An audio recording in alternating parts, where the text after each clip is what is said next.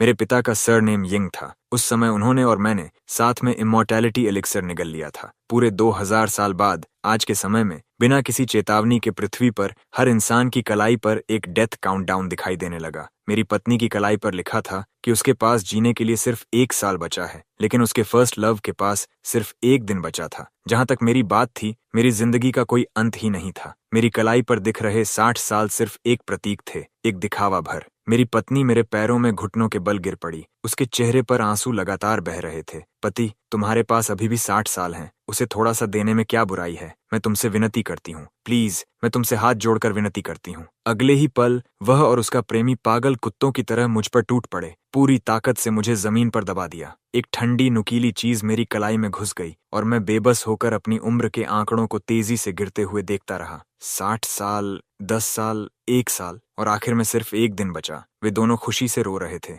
जबकि मैं सिर्फ बेबसी से अपना सिर हिला सका। उन्हें यह बिल्कुल नहीं पता था कि यह डेथ काउंटडाउन मेरे ऊपर पूरी तरह बेअसर था। जांग जुए खुशी के आंसू बहाते हुए गूचेन से लिपट गई। वह बारिश में भीगे नाशपाती के फूलों जैसी सुंदर लग रही थी। गूचेन ने उसे अपनी बाहों में कसकर भर लिया, राहत की लंबी सांस ली, फिर विजेता के अंदाज में मेरी ओर देखा। उसकी आंखों में तिरस्कार और दया भरी हुई थी, जैसे वह किसी ऐसे कीड़े को देख रहा हो जिसे अभी जूते तले कुचल दिया जाएगा। लिन युएन, तुम्हारी दरियादिली के लिए धन्यवाद। चिंता मत करो, तुम्हारे मरने के बाद जुएर और मैं तुम्हारी सारी संपत्ति का अच्छे से ख्याल रखेंगे। मैं बिना किसी भाव के फर्श से उठकर बैठ गया और अपने कपड़ों से धूल झाड़ दी। मेरी कलाई पर बना छोटा सा घाव हल्का हल्का चुभ रहा था, लेकिन उसे छूने की भी जरूरत महसूस नहीं हुई। मैंने उन दोनों को देखा, उस पत्नी को देखा जिसे मैंने कभी दिल से चाहा था, जो आज किसी दूसरे आदमी के लिए मुझे मौत की गहराई में धकेल रही थी। फिर उस आदमी को देखा जो मेरे शरीर से लूटी हुई जिंदगी का आराम से आनंद ले रहा था और जाते जाते अपने शब्दों से मेरा अंतिम अपमान भी कर रहा था। पूरे 2000 सालों में मैंने साम्राज्यों को उठते और ढहते देखा था, समुद्रों को शहतूत के खेतों में बदलते देखा था। इंसानों का लालच और मूर्खता मैं अनगिनत बार देख चुका था, और हर बार वह मेरी हड्डियों की गहराई तक उतर जाने वाली थकान छोड़ जाती थी। पति, मुझे दोष मत दो, मेरे पास कोई और रास्ता नहीं था। मैं आचन को मरते हुए नहीं देख सकती थी। वैसे भी तुम तो सिर्फ एक साधारण इंसान हो। ये 60 साल तुम्हारे पास रहकर भी बेकार चले जाते। बेहतर है कि ये हमें मिल जाए। गूचेन ने तुरंत कहा। बिल्कुल सही लिन्युएन, तुम एक अनाथ हो, न माँ है न बाप। तुम्हारी जिंदगी की कोई कीमत नहीं। गू फैमिली के उत्तराधिकारी के लिए अपनी बेकार जिंदगी दे पाना ही तुम्हारी इस जीवन की सबसे बड़ी कीमत है। तुम्हें तो सम्मान महसूस करना चाहिए। मैंने कुछ नहीं कहा, मैं बस धीरे धीरे खड़ा हो गया। मेरी चुप्पी उन्हें निराशा और बेबस गुस्से जैसी लगी। ठीक है सुयांग, इस मरने वाले आदमी पर और समय बर्बाद मत करो। चलो, मेरे माता पिता अभी भी हमारा इंतजार कर रहे हैं ताकि हम वापस जाकर जश्न मना सकें। जांग शुए ने सिर हिलाया और जाते जाते आखिरी बार मेरी ओर देखा। उस नजर में अपराध बोध था, लेकिन उससे कहीं ज्यादा राहत थी। वह गूचेन के साथ उस विला से बाहर निकल गई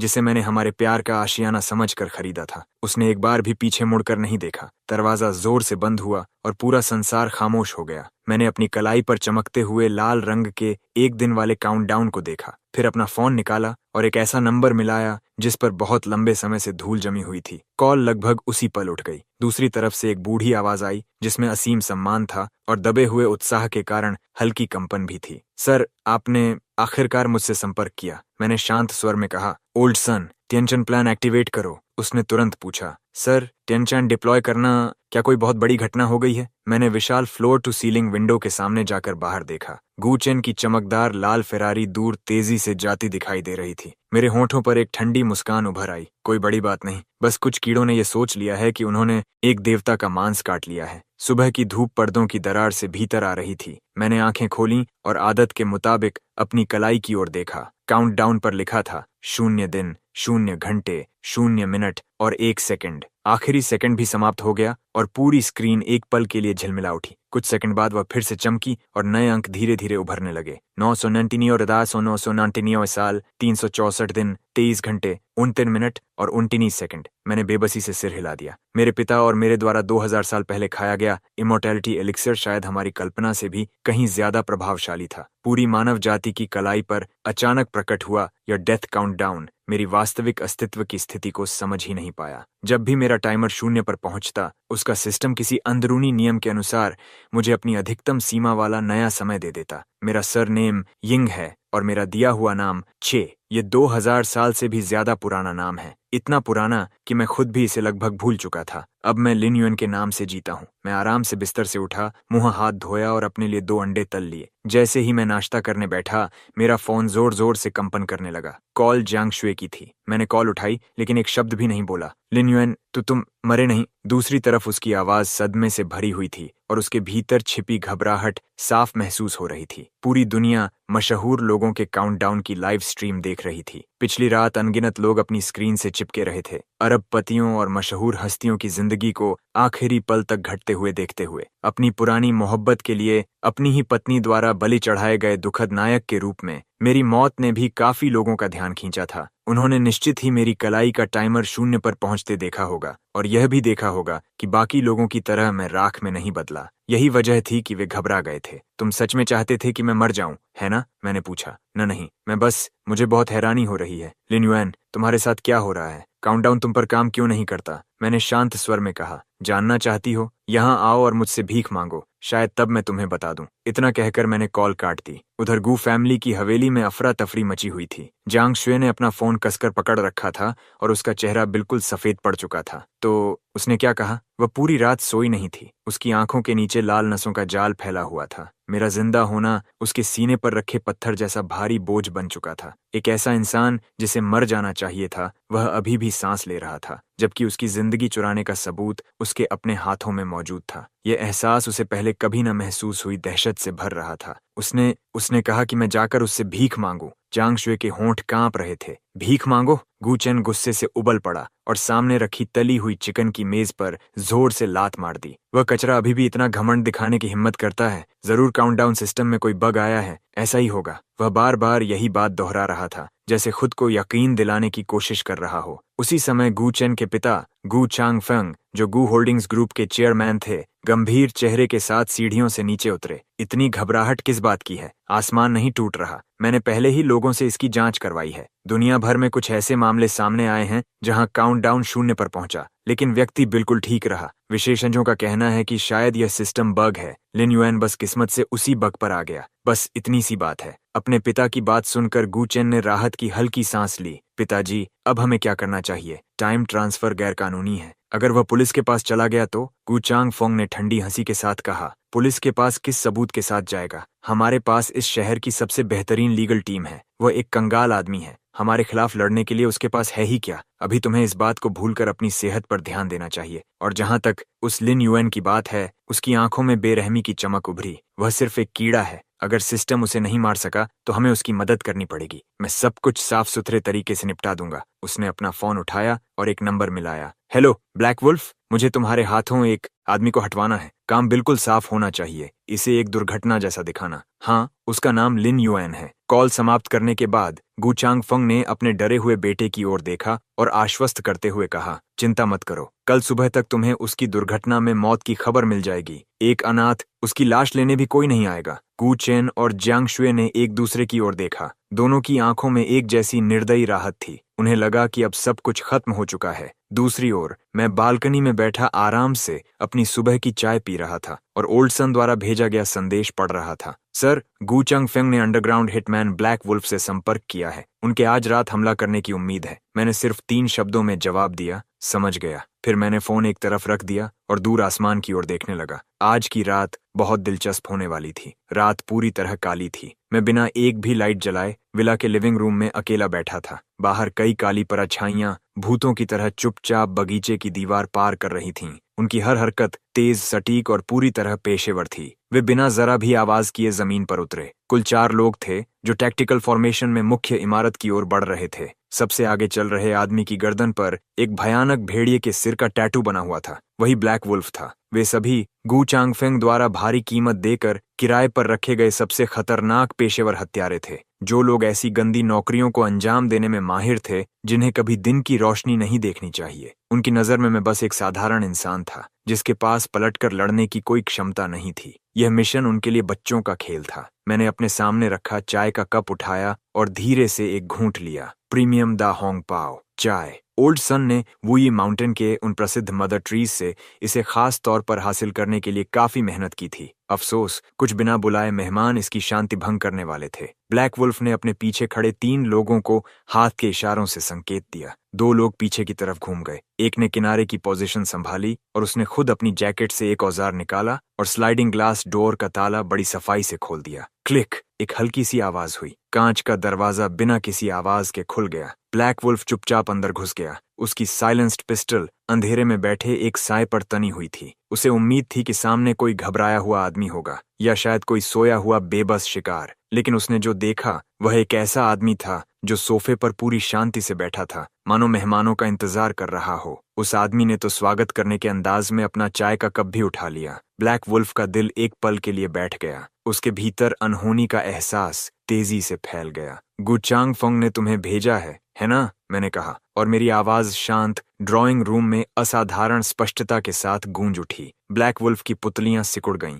उसने कोई जवाब नहीं दिया। उसने बिना एक पल गंवाए ट्रिगर दबा दिया। साइलेंस्ड बुलेट ने दबी हुई आवाज निकाली और बिल्कुल सटीक निशाना साधते हुए मेरे माथे के बीचों बीच आ पहुंची, लेकिन जिस खून के फव्वारे की उम्मीद थी वह कभी नहीं दिखाई दिया। गोली मेरे माथे से 1 सेंटीमीटर से भी कम दूरी पर रुक गई, मानो किसी अदृश्य दीवार से टकरा गई हो और हवा में ही ठहर गई। ब्लैक वुल्फ की आंखें तुरंत तांबे की घंटियों जितनी बड़ी हो गईं। रिवर्सल। मैंने हल्की निराशा से सिर हिलाया और हवा में रुकी हुई गोली को अपनी उंगली से हल्का सा झटका दिया। वह वापस उसी दिशा में 10 गुना ज्यादा रफ्तार से उड़ गई। इस बार आवाज मांस के चीरने की थी। ब्लैक वुल्फ के माथे के बीचों बीच एक खूनी छेद उभर आया। उसके चेहरे पर जमी भय की चरम अभिव्यक्ति हमेशा के लिए वहीं ठहर गई। उसका शरीर लकड़ी के तख्ते की तरह पीछे की ओर गिर पड़ा। उसकी लाश के फर्श से टकराने की भारी आवाज ने चारों ओर फैली खामोशी को चकनाचूर कर दिया। बाहर तैनात बाकी 3 हथियारों के चेहरे तुरंत बदल गए और उन्हें उसी पल समझ आ गया कि कुछ गलत हो गया है।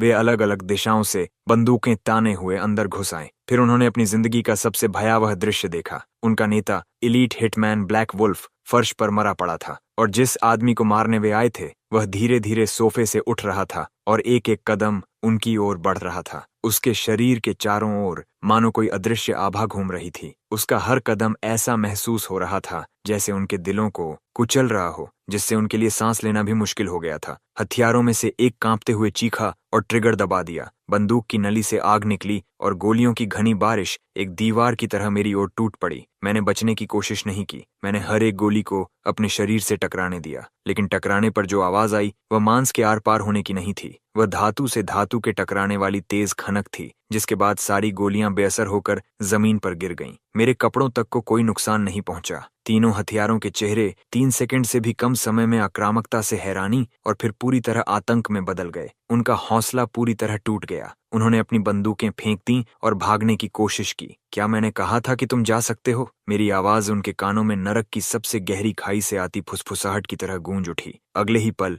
एक अदृश्य शक्ति ने उनके गलों को जकड़ लिया और उन्हें पूरे शरीर समेत हवा में उठा लिया। उनके पैर हवा में लटक रहे थे और वे बेतहाशा छटपटा रहे थे। वापस जाओ और गुचांग फेंग से कहो। मैं उनके पास जाकर खड़ा हो गया और उनके उन चेहरों को देखने लगा जो ऑक्सीजन की कमी से बैंगनी पड़ चुके थे और सूज गए थे। मेरी आवाज बर्फ जैसी ठंडी थी। उसका खेल खत्म हो चुका है, अब मेरी बारी है। जैसे ही ये शब्द खत्म हुए, मैंने अपना हाथ लहराया। तीनों ऐसे उड़ गए जैसे डोर कटी हुई पतंगे हों। वे फ्लोर टू सीलिंग विंडोज तोड़ते हुए बाहर निकले, हवा में कई दर्जन मीटर तक उड़ते रहे और फिर आंगन के लॉन पर जोरदार धमाके के साथ जा गिरे। वे मरे या जिंदा रहे, मुझे कोई फर्क नहीं पड़ता था। मैं फिर से सोफे पर वैसे ही बैठ गया, मानो मैंने सिर्फ कुछ मक्खियों को भगा दिया हो। मैंने अपना फोन उठाया और ओल्ड सन का नंबर मिलाया। सारा सीन साफ करवा दो और कल सुबह तक मैं गू होल्डिंग्स ग्रुप के स्टॉक प्राइस को लिमिट डाउन पर देखना चाहता हूँ। जी सर। ओल्ड सन की आवाज मुश्किल से काबू में रखे गए उत्साह से कांप रही थी। वह इस दिन का बहुत लंबे समय से इंतजार कर रहा था। अगली सुबह गुचांग फेंग अपने फोन की बेतहाशा बजती घंटी से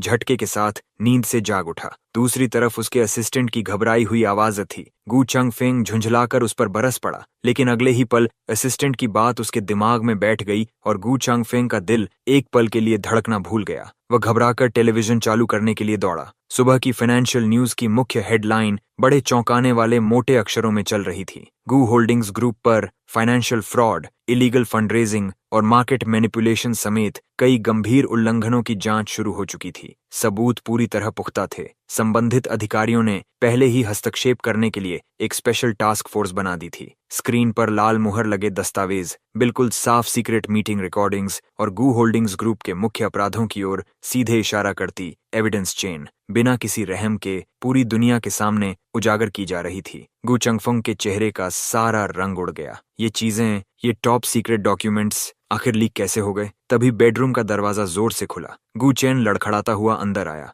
हाथ में टैबलेट पकड़े हुए। उसका चेहरा राख की तरह सफेद पड़ चुका था। डैड, सब खत्म हो गया, सब कुछ खत्म हो गया। हमारे स्टॉक ने लिमिट डाउन मार दिया है। हर बैंक पैसे वापस मांगने के लिए फोन कर रहा है। हमारी कैपिटल चेन टूट चुकी है। गू चंगफेंग को लगा जैसे पूरी दुनिया उसके चारों ओर घूम रही हो और वह लगभग गिर पड़ा। जिस बिजनेस एम्पायर को खड़ा करने में उसने पूरी जिंदगी लगा दी थी, वह सिर्फ एक ही रात में ढह चुका था। नामुमकिन, यह बिल्कुल नामुमकिन है। वह खुद से बड़बड़ाया, सच्चाई स्वीकार करने में असमर्थ। कौन? इसके पीछे कौन है? तभी एक बॉडीगार्ड लड़खड़ाता हुआ अंदर आया। उसकी आवाज कांप रही थी। चेयरमैन, ब्लैक वुल्फ और उसकी टीम, उनका क्या हुआ? मिशन सफल हुआ? क्या लिन युएन नाम का वह लड़का मर गया? क्या वह मर गया? गू चंगफंग ने डूबते इंसान की तरह इस उम्मीद को पकड़ लिया और बेचैनी से पूछा, उसके साथ कुछ नहीं हुआ? कंपनी गेट के ठीक बाहर भयानक मंजर है। ब्लैक वुल्फ मर चुका है, बाकी सभी गंभीर रूप से घायल हैं। उनकी जान अधर में लटकी हुई है। गू चंगफंग को लगा जैसे किसी ने उसके सिर पर भारी हथौड़ा दे मारा हो।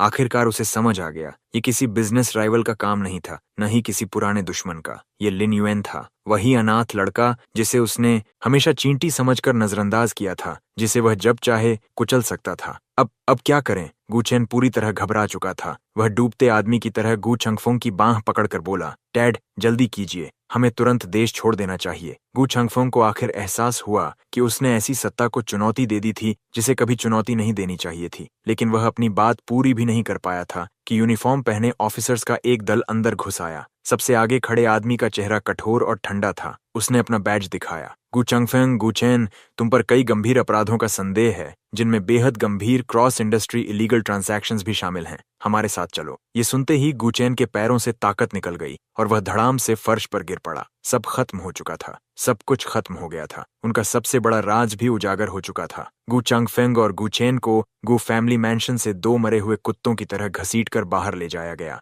जहां तक जांग शुए की बात थी, न्यूज देखते ही वह डर के मारे सुन्न पड़ गई। वह अपने कमरे में छिप गई और सिर से पैर तक कांपती रही। उसे यकीन ही नहीं हो रहा था कि उसका वह बेकार, निकम्मा एक्स हस्बैंड, जिसे वह हमेशा तुच्छ समझती थी, इतनी भयानक ताकत रखता था। पलक झपकते ही उसने कभी अजय मानी जाने वाली गू फैमिली का पूरी तरह सफाया कर दिया था। उसे कल फोन पर लिन युएन की कही बात याद आई, आकर मुझसे भीख मांगना। उसके पैरों के तलवों से उठी बर्फ जैसी ठंडक सीधे उसके सिर की चोटी तक दौड़ गई। गू फैमिली का पतन किसी बम विस्फोट की तरह था, जिसने पूरे शहर के अपर क्लास सोसाइटी में भारी हलचल मचा दी। लेकिन लोग जिस बात पर सबसे ज्यादा चर्चा कर रहे थे, वह था इस सब के पीछे का कारण। वही नेशनल लेवल पर सनसनी बना इलीगल टाइम ट्रांसफर केस। पीड़ित था लिन युएन, अपराधी थे गू चेन और जांग शुए। सिर्फ एक रात में जांग शुए की छवि प्यार के लिए सब कुछ कुर्बान करने वाली दुखद महिला से बदलकर ऐसी जहरीली पत्नी की बन गई, जिसने अपने प्रेमी के साथ मिलकर अपने ही पति की जिंदगी चुराने की साजिश रची थी। इंसानी नैतिकता की हर सीमा को रौंद देने वाले इस व्यवहार ने हर किसी के भीतर गुस्से की आग भड़का दी। इंटरनेट पर उसके खिलाफ गालियों की बाढ़ आ गई। ऐसी औरत को पिंजरे में बंद कर देना चाहिए। इतनी जहरीली, यह आधुनिक समय की पान जिनलियन है, बिल्कुल निर्दयी। भगवान का शुक्र है कि मिस्टर लिन युएन सुरक्षित हैं। सच में भगवान अच्छे लोगों का साथ देते हैं। जांग शुए की हिम्मत बाहर निकलने की नहीं हुई। उसने ऑनलाइन जाना भी छोड़ दिया। वह खुद को घर में बंद करके दिन रात रोती रही। उसके सभी क्रेडिट कार्ड्स फ्रीज कर दिए गए थे। गू फैमिली की तरफ से मिला सप्लीमेंट्री कार्ड अब सिर्फ बेकार प्लास्टिक का एक टुकड़ा बनकर रह गया था। रातों रात वह एक लाड प्यार में रहने वाली, हर किसी की चाही हुई अमीर पत्नी से बदलकर एक कंगाल बहिष्कृत बन गई थी, जिसे हर कोई दूर धकेल देना चाहता था। अपनी बेबसी में उसने लिन युएन के बारे में सोचा, उस आदमी के बारे में जिसे उसने खुद अपने हाथों से दूर धकेल दिया था, उस आदमी के बारे में जिसके पास भगवान जैसी शक्ति थी। अब वही उसकी एकमात्र उम्मीद था। उसने अपनी बची हुई सारी हिम्मत जुटाई और उस विला डिस्ट्रिक्ट में पहुंची जहां मैं रहता था,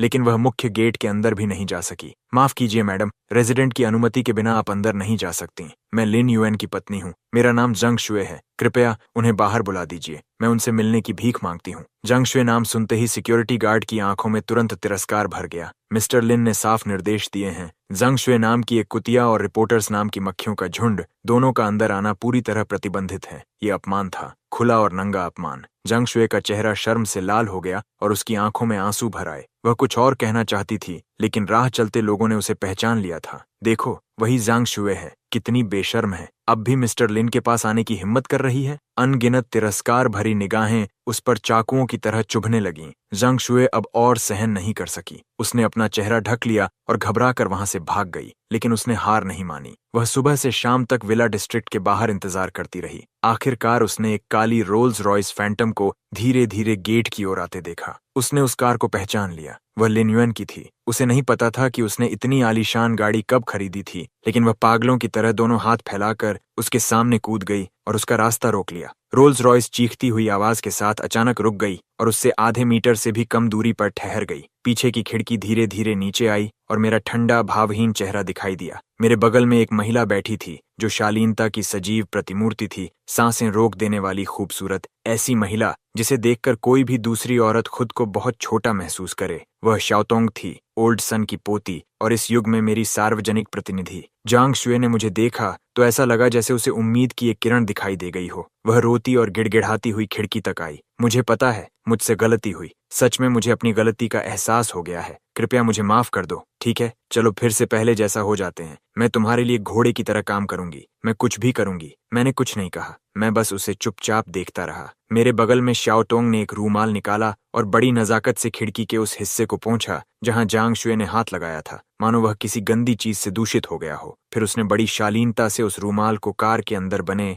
डस्टबिन में डाल दिया। वह एक हरकत किसी भी शब्द से कहीं ज्यादा विनाशकारी थी। जांग शुए की सिसकियां अचानक रुक गईं। वह वहीं जड़ होकर खड़ी रह गई। क्या हमारे बीच कभी कोई पहले था? मैंने आखिरकार कहा। मेरी आवाज उतनी ही उदासीन थी जैसे मैं मौसम की बात कर रहा हूँ। मेरी यादों वाली जांग शुए एक ऐसी औरत थी जो पैसों के लिए कुछ भी बेच सकती थी, और मैं, लिन युएन, किसी चीज की कमी नहीं रखता, सबसे कम पैसे की। मैंने उंगलियां चटकाईं। विला डिस्ट्रिक्ट का गेट धीरे धीरे खुल गया। दफा हो जाओ, मैंने सिर्फ एक शब्द कहा। खिड़की धीरे धीरे ऊपर उठ गई और उसके निराश चेहरे को मेरी नजरों से अलग कर दिया। रोल्स रॉयस आगे बढ़ गई और उसे बहुत पीछे छोड़ गई। जांग शुए जमीन पर गिर पड़ी और उस बेरहम लग्जरी कार को अपनी आंखों से ओझल होते हुए देखती रही। आखिरकार वह पूरी तरह टूट गई और फूट फूट कर रोने लगी। आखिर उसने क्या खोया था? डिटेंशन सेंटर में गुचेन हर दिन ऐसे जी रहा था जैसे वह 1 साल हो। उसकी कलाई पर बचे 59 साल की जिंदगी उसके सिर पर लटकती डैमोक्लीस की तलवार बन चुकी थी। इलीगल टाइम ट्रांसफर का अपराध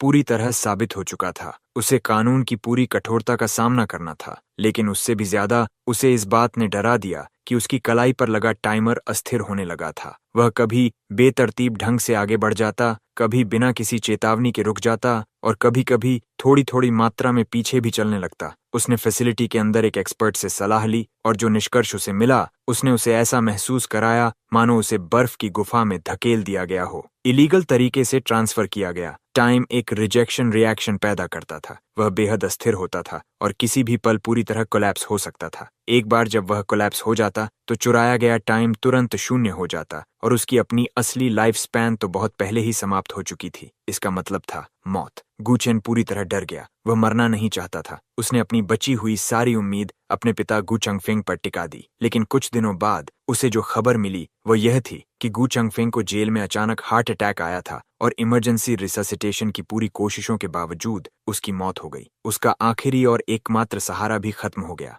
गु चेन का मानसिक संतुलन पूरी तरह टूट गया। वह डिटेंशन सेंटर में चीखने चिल्लाने लगा, लिन युएन से मिलने की मांग करने लगा और चिल्लाता रहा कि वह टाइम उसे वापस कर देगा। लेकिन किसी पागल आदमी की बकवास पर किसी ने ध्यान नहीं दिया। कुछ दिनों बाद कोर्ट की सुनवाई शुरू हुई। गु चेन और गु होल्डिंग्स ग्रुप के सीनियर एग्जीक्यूटिव्स को डिफेंडेंट्स डॉक में लाया गया। इस केस का सबसे महत्वपूर्ण विक्टिम होने के नाते मैं भी ट्रायल में मौजूद था। मैं गैलरी की पहली पंक्ति में शांत और संयत भाव के साथ बैठा था। जैसे ही बेलिफ्स गु चेन को बाहर लेकर आए और उसकी नजर मुझ पर पड़ी, उसने ऐसे प्रतिक्रिया दी मानो उसने खुद शैतान को देख लिया हो। वह बुरी तरह छटपटाने लगा। लिन युएन, मुझसे गलती हो गई। मैं टाइम तुम्हें वापस कर दूंगा। प्लीज मुझे जाने दो। मुझ पर दया करो। वह अपनी पूरी ताकत से चीख रहा था। उसकी आवाज कच्ची और निराशा से भरी हुई थी। जज ने अपना गैवल जोर से बजाया और कड़ी चेतावनी दी। पूरा कोर्ट रूम शांत हो गया और हर निगाह मेरी ओर टिक गई। कुछ आंखों में सहानुभूति थी, कुछ में जिज्ञासा और कुछ में श्रद्धा। मैंने गुचेन की हिस्टेरिकल चीखों को पूरी तरह अनदेखा कर दिया।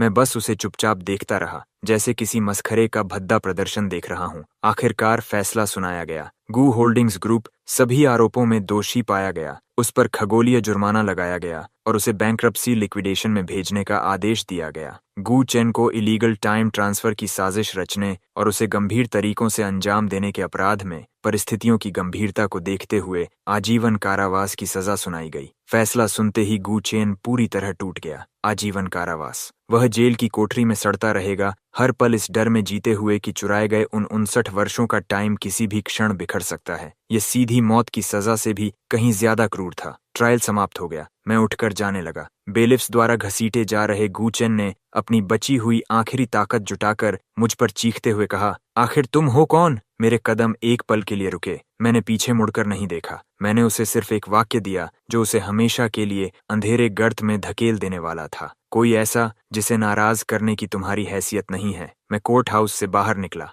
बाहर चमकदार धूप फैली हुई थी। शाओतोंग मेरे ऊपर एक काला पैरासोल पकड़े हुए थी जो मुझे तेज धूप से बचा रहा था। सर, सब कुछ संभाल लिया गया है। मैंने सिर हिलाया और कार में बैठ गया। अब जांग शुए? शाओतोंग ने धीमी आवाज में पूछा। मैंने खिड़की से बाहर देखा। शहर का अंतहीन ट्रैफिक मेरी आंखों के सामने धुंधला होकर गुजर रहा था और मेरे होंठों पर हल्की मनोरंजन भरी मुस्कान उभर आई। उसे कुछ दिन और जीने दो। उसे अच्छी तरह महसूस करने दो कि निराशा में डूबते हुए गरीबी कैसी लगती है। कुछ लोगों के लिए जिंदा रहना मरने से भी ज्यादा दर्दनाक होता है। जांग शुए के दिन नरक से भी बदतर हो चुके थे। उसे उसके मकान मालिक ने घर से निकाल दिया था। एक भी पैसा न होने के कारण वह सड़कों पर भटकने के लिए मजबूर हो गई। उसने काम ढूंढने की कोशिश की, लेकिन उसकी बदनामी इतनी फैल चुकी थी कि कोई भी कंपनी उसे नौकरी देने की हिम्मत नहीं करती थी। वह एक रेस्टोरेंट में बर्तन धोने का काम मांगने गई, लेकिन मालिक की पत्नी ने उसे पहचान लिया और गंदे बर्तनों का पूरा टब उसके चेहरे पर उड़ेल दिया, यह चिल्लाते हुए कि उसने उनके प्रतिष्ठान को गंदा कर दिया है।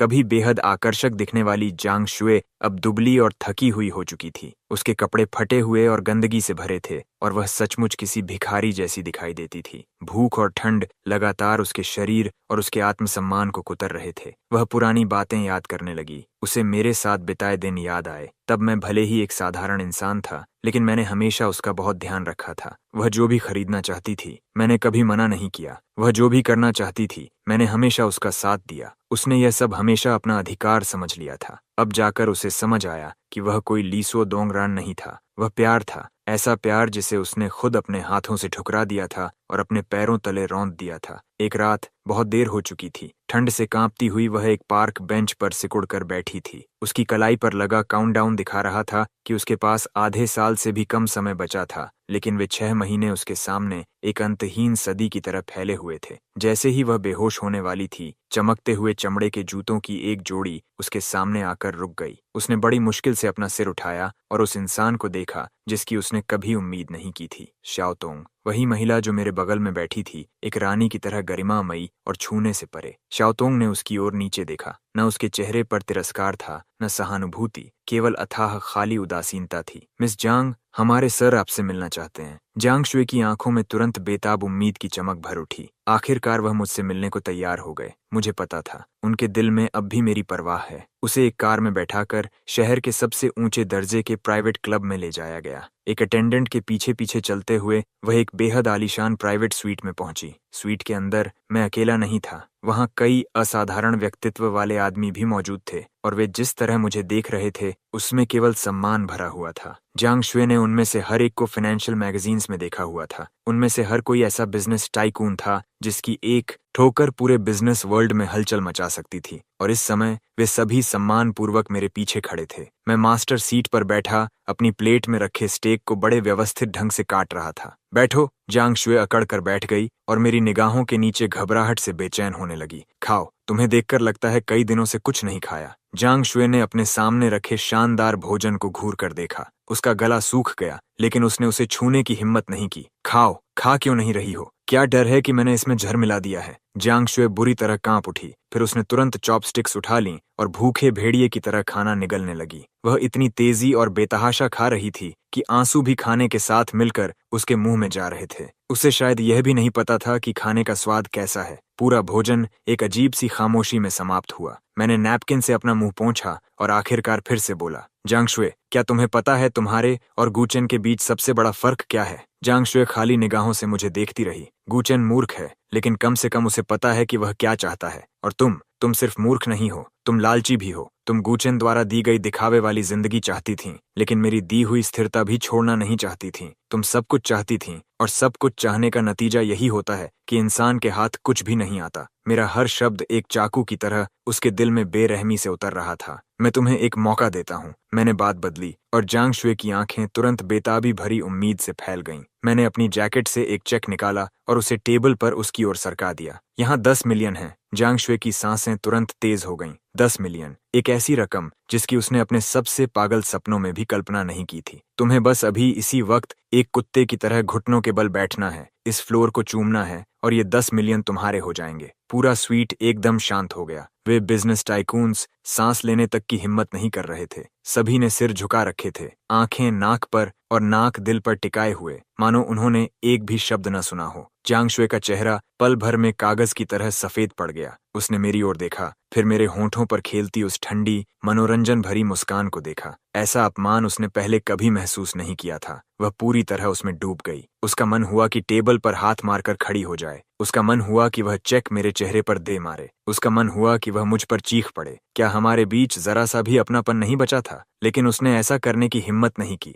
उसकी नजर अनचाहे ही उस चेक पर टिक गई। 10 मिलियन। अगर उसके पास 10 मिलियन होते तो उसे फिर कभी भूख और ठंड नहीं झेलनी पड़ती। उसे फिर कभी किसी का तिरस्कार नहीं सहना पड़ता। वह फिर से एक इंसान की तरह दूसरों से ऊपर जी सकती थी। आत्मसम्मान। पूरी भूख और गरीबी के सामने आत्मसम्मान की कीमत कितनी थी? तथाकथित आत्मसम्मान कल्पना से भी कहीं अधिक नाजुक था। जांग शुए का मन एक युद्ध भूमि बन चुका था। उसकी समझ लगातार चिल्ला रही थी कि घुटनों पर मत बैठो। एक बार घुटने टेक दिए तो तुम इंसान से भी बदतर हो जाओगी। लेकिन उसकी इच्छा उतनी ही जोर से जवाब दे रही थी, घुटनों पर बैठ जाओ, बस घुटनों पर बैठ जाओ और सब कुछ वापस मिल जाएगा। मैंने उसे जल्दी नहीं की। मैंने बस अपना वाइन ग्लास उठाया और उसके भीतर की लाल वाइन को धीरे धीरे घुमाता रहा, जबकि उसके चेहरे पर चल रही भावनाओं की भीषण लड़ाई को बड़े ध्यान से देखता रहा। समय सेकंड दर सेकंड, मिनट दर मिनट बीतता गया। आखिरकार जांग शुए की मानसिक रक्षा पूरी तरह टूट गई। मेरे पीछे खड़े टाइकून्स लगभग महसूस न होने जितना कांप उठे। मुझे देखने का उनका तरीका बदल चुका था। सम्मान के साथ अब उनके दिल की गहराइयों से निकला भय भी जुड़ चुका था। यह आदमी बहुत डरावना था। इसके तरीके केवल लोगों को मारने के नहीं थे, यह लोगों की आत्मा तोड़ देता था। यह अपने दुश्मनों को मरते हुए नहीं देखना चाहता था, बल्कि चाहता था कि वे जिंदा रहकर मौत की कामना करें। यह खुद अपने हाथों से उनकी हर उस चीज को कुचल देना चाहता था जिस पर उन्हें कभी गर्व था, और उसे अपने पैरों तले धूल में मिला देना चाहता था। पता नहीं कितना समय बीत गया, लेकिन आखिरकार जांग शुए ने अपना काम पूरा कर लिया। उसने अपना सिर उठाया। उसका चेहरा राख की तरह सफेद पड़ चुका था। उसकी आंखें खाली और बेजान थीं, मानो उसकी आत्मा निकाल ली गई हो। और वह पागलों की तरह जांग शुए का हाथ खींचने लगा और उस टाइम ट्रांसफर डिवाइस को खोजने लगा जिसका उसने कभी इस्तेमाल किया था। जांग शुए डर के मारे बुरी तरह छटपटाने लगी और चीख उठी, मुझे छोड़ दो, ये मेरा है, मेरा, कोई इसे मुझसे नहीं छीन सकता। तुम्हारी जिंदगी ही मेरी जिंदगी है। हम साथ जिएंगे और साथ मरेंगे। गूचेन का चेहरा पूरी तरह विकृत हो गया था, मानो वह सचमुच का कोई जंगली दरिंदा बन गया हो। कभी एक दूसरे से हमेशा साथ रहने की जो बड़ी बड़ी कस्में उन्होंने खाई थीं, इस पल वे बेहद हास्यास्पद लग रही थीं। मैं वार्ड के बाहर लगी वन वे ग्लास के पीछे खड़ा था और ठंडी नजरों से इस डॉग ईट डॉग तमाशे को देख रहा था। सर, ये सच में बहुत बदसूरत है। इंसानी फितरत हमेशा से ऐसी ही रही है। वार्ड के अंदर गार्ड्स दौड़ कर आए और पागल हो चुके गूचेन को काबू करके फिर से अस्पताल के बिस्तर पर जकड़ दिया। लेकिन उसकी कलाई पर बंधे रिस्ट बैंड का काउंटडाउन अब भी तेजी से घट रहा था। 10 घंटे, 5 घंटे, 1 घंटा। उसकी आंखों की रोशनी धीरे धीरे बुझती गई और उसकी जगह अंतहीन अंधेरा और निराशा ने ले ली। वह बिस्तर पर पड़ा था, तभी उसके शरीर में एक भयानक बदलाव शुरू हो गया। उसकी त्वचा की सारी नमी तेजी से गायब हो गई और वह सिकुड़कर झुर्रियों से भर गई। उसके बाल सफेद हो गए और सबकी आंखों के सामने इतनी तेजी से झड़ने लगे कि साफ दिखाई दे रहा था। ऐसा लग रहा था जैसे किसी सामान्य इंसान की पूरी जिंदगी की बुढ़ापे की प्रक्रिया को फास्ट फॉरवर्ड करके केवल कुछ मिनटों में पूरा कर दिया गया हो। उसकी कलाई के रिस्ट बैंड पर अंक 0 पर पहुंच गए। अगले ही पल उसका शरीर मुट्ठी भर राख में बदल गया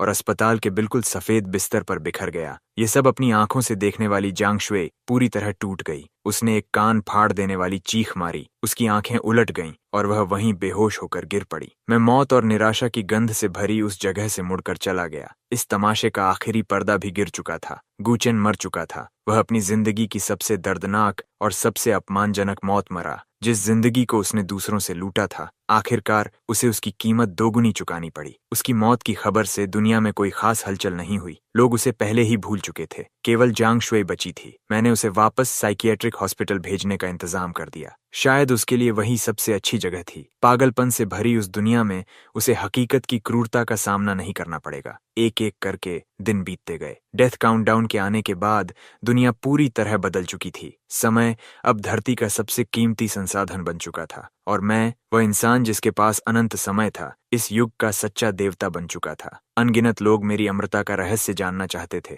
अनगिनत ताकतें मेरा समर्थन पाने की कोशिश कर रही थीं, लेकिन मुझे उनमें से किसी में भी कोई दिलचस्पी नहीं थी। मैं पहले की तरह अपनी शांत और साधारण जिंदगी जीता रहा। कभी ओल्ड सन के साथ शतरंज खेलता तो कभी शाओतोंग से दुनिया भर के बिजनेस की रिपोर्ट सुनता। फिर एक दिन पूरे आधे साल बाद शाओतोंग ने मुझे बताया कि जियांग शुई का समय भी घटकर अपने आखिरी दिन पर पहुंच चुका है। मैं कुछ पल तक चुप रहा। मैं उससे मिलने जाऊंगा। साइकियाट्रिक हॉस्पिटल में हमेशा की तरह एंटीसेप्टिक की तेज गंध फैली हुई थी। सबसे अंदर वाले वार्ड में मुझे जियांग शुई मिली। वह 6 महीने पहले से भी ज्यादा कमजोर और थकी हुई दिख रही थी, लेकिन अब पहले की तुलना में कहीं अधिक शांत थी। शायद अपने अंत के इतना करीब पहुंच जाने ने उसके भीतर उठते तूफान को शांत कर दिया था। वह खिड़की के पास बैठी बाहर उस पुराने पेड़ को देख रही थी, जिसके पत्ते एक एक करके झड़ रहे थे। उसकी आंखें पूरी तरह खाली थीं। मुझे अंदर आते देखकर भी वह जरा भी हैरान नहीं हुई। उसने बस धीरे से सिर घुमाकर मेरी तरफ देखा। हम दोनों उसी वार्ड में आमने सामने बैठ गए, ठीक वैसे ही जैसे कभी अदालत में बैठे थे।